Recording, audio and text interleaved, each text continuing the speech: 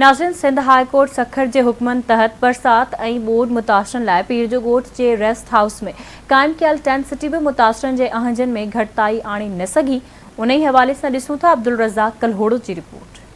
पीर जो ॻोठ शहर एक भेरो ॿीहर गंदे पानी के लपेट में अची वियो। म्यूनिसिपल कमेटी पीर जो ॻोठ जी इंतजामिया की नालीअ सबब शहर जो मुख्य अनाज मंडी रोड से गंदे पानी तलाव की सूरत में बीठल है। उन सिलसिले में शहरन जो चवण है 3 महीनन का नालन जो गंदो पानी बीठल हुजण करे कारोबार सख्त मुतासिर थी रहो है। जिंदगी पिण मफलूज बणजी वई है। गंदो पानी मुसलसिल बीठण हुजण करे स्कूल, अस्पताल, मस्जिद, मदरसन ईंदड़ विंदड़ माण्हुनि खे सख्त तकलीफ़ुनि सां मुंहुं ॾियणो पवे थो, जिन दाइण बावजूद इंतजामिया को तर्क न वरितो। उन सिलसिले में शहरन वधीक आवाज़ न्यूज़ सां ॻाल्हाईंदे चयो त 3-4 आयो छड़ो फोटो सेशन हलियो जो वियो आहे त ॾिसो था पाण मस्जिद भी आहे, मदरसो भी आहे, मुंहिंजो दुकान आहे, दोस्तनि जा दुकान आहिनि, ग्राहक अचण वञण में तकलीफ़ आहे, बेरोज़गारी जा शिकार हूं।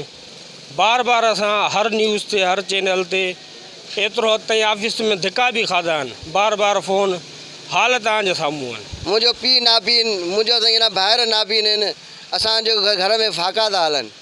हालात अचो ॾिसो, असांजो इंटरव्यू पाण अची तव्हां कयो ऑफिसर। हिते नमाज़ी सभु परेशान आहिनि, न को रस्तो आहे, न ॿार बच्चा अचनि था किरनि था, खाइण पीअण जी जेके शयूं आहिनि गंदगी में आहिनि।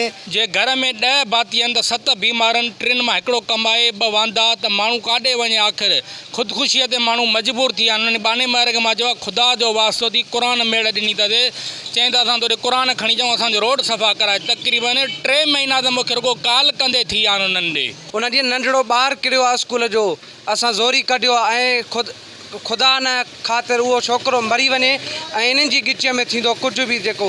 ऐं मस्जिद आहे, मदरसो, तमामु तकलीफ़ आहे। माण्हू दुकान नथा खोले सघनि, मज़दूर माण्हू कमाइण वारा परेशान आहिनि ॾाढा। बीमारी एॾी थी वई आहे जो हर घर में 5-6 भाती बीमार आहिनि ई आहिनि। अनाज मंडी वासियुनि आला अख़्तियारनि खां इहो मुतालबो कयो त फौरी तौर ते अनाज मंडी रोड की सफ़ाई करे हीउ जेको गंदो पानी बीठल आहे इन खे निकाल कयो वञे। कैमरामैन शकील करोड़ सां गॾु अब्दुल रज़ाक कलोड़ो, आवाज़ न्यूज़।